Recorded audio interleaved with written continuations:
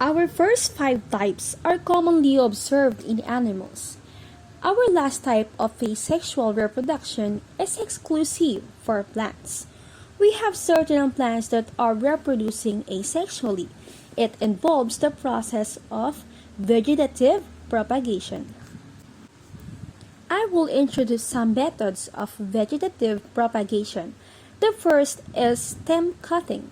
This is the most common method of asexual reproduction in plants.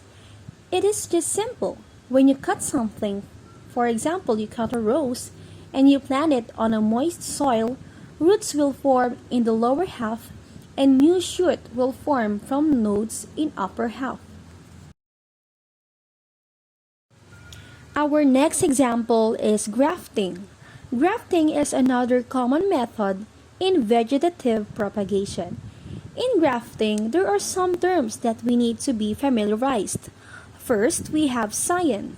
Scion is a branch or bud from a desirable plant which is attached to another stem or root system of a stock plant with other desired characteristics. So in grafting, you are combining desirable characteristics from different plants.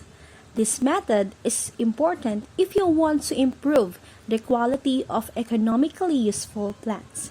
Tomato grafting is an example.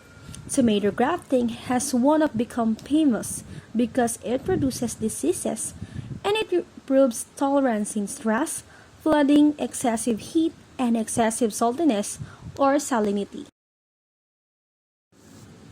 We have some plants which can develop new types through their underground stem, and they are called as tubers. Potato is a tuber and its tuber has eyes which are actually nodes that can grow to a new plant. Kapag pinabayaan mo ang potato for a long time, nodes will grow into a new plant. Another vegetative propagation is through stolons.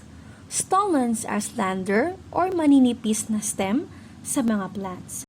Ang stolon ay gumagapang sa soil, and once a stolon touches a moist soil, it will grow into new roots and new leaflets for a new plant just like in the picture. Strawberry is an example of stolon. Lastly, we also have specialized leaves which is used in reproduction. In this picture, a katakataka leaf has plantlets around its border, and when these plantlets fall to the ground and the soil has enough nutrients, these plantlets will grow into a new katakataka plant. Those are just some common types of asexual reproduction, and these types fall in advantages and disadvantages. What are the advantages? More offspring is produced in a lesser time, and it saves energy for mating. In asexual reproduction, one organism is enough for a new organism to grow. Because of the same genetic materials to offspring, it is dangerous if there's a factor which is not favorable to them. The entire species will wipe out and they will extinct.